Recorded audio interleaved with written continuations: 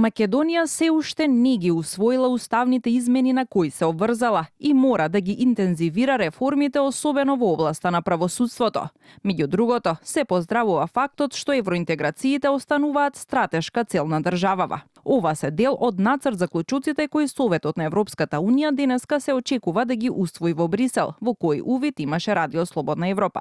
Советот ја потврдува својата подготвеност да свика уште една меѓувладена конференција без понатамошни одложување или дополнителна политичка одлука, што Македонија ја спроведе оваа обврска во согласно со своите внатрешни процедури.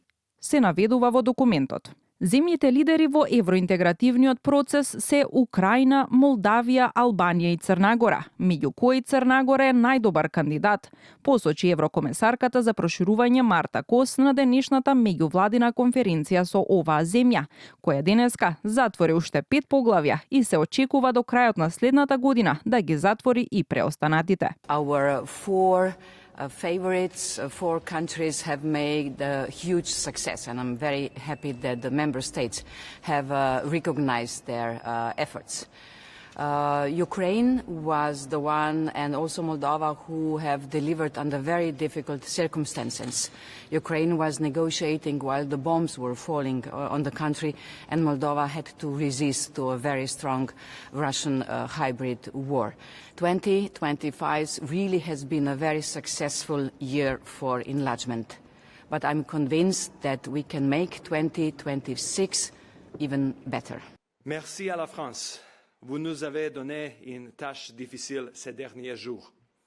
Mais aussi l'occasion pour le Monténégro de montrer une fois de plus à quel point il est sérieux dans ce processus. Иако проширувањето е геополитички приоритет на Унијата, сепак се очекува Унгарија да не ги поддржи заклучоците кои денеска треба да се усвојат, потенцираше министерката за европски прашања од Данска, која во периодов председава со Унијата.